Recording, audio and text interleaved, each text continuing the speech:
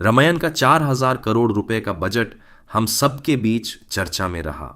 साथ ही एक छोटे से फिल्म ने अचानक एक वाइल्ड कार्ड एंट्री किया, जिससे सभी ने शिकायत की।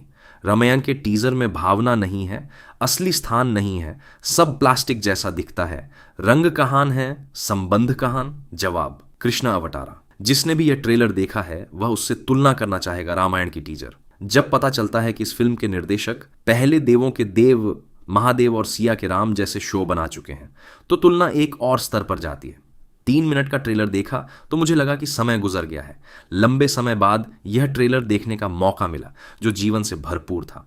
यह एक थेरेपी सेशन की तरह लगता है।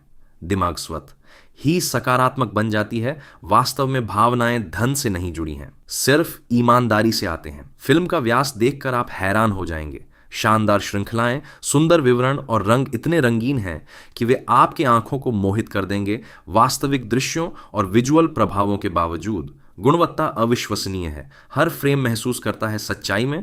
पहली सवाल यह है, आपका बजट क्या होगा?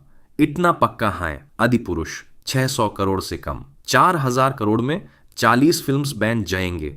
हाँ, कुछ लोग कह सकते हैं कि ट्रेलर एक टीवी शो की तरह दिखता है, इसलिए क्योंकि अभिनेता नहीं है, कनेक्ट करने में कुछ समय लगेगा। सच बोलो, अगर इसी ट्रेलर में रामायण के कलाकारों को शामिल कर दिया जाए तो 4,000 करोड़ रुपए भी कम हो जाएंगे। डायरेक्टर को श्रेय देना होगा। भगवान को इतनी सुंदर तरह से दिखाया गया है जैसे वह उनकी आंखों के सामने बैठा है। सौरभ राज जैन का कृष्ण महान है, लेकिन नए अभिनेता से भी यही पवित्र भाव प्राप्त होता है। उसकी आवाज में अद्भुत प्यार है। ज्यादातर अभिनेता इतने अद्भुत लग रहे हैं कि लगता है कि वह वास्तव में इंसान नहीं हो सकते। साथ ही भाई ध्वनि नीति Mohan, Shreya Ghoshal, Sunidhi Chauhan, Sonu Nigam and Rekha Bhardwaj are all in the trailer for just 3 minutes, so you can imagine the full album's quality. But the Dwarka sequence was the one that made tickets sell quickly. It was both excitement and fear. और ध्यान दिया, महाभारत युद्ध की दृश्य भी आश्चर्यजनक है। कृष्णा का वॉरियर अपीयरेंस पूरी तरह से आउट ऑफ सिलेबस है।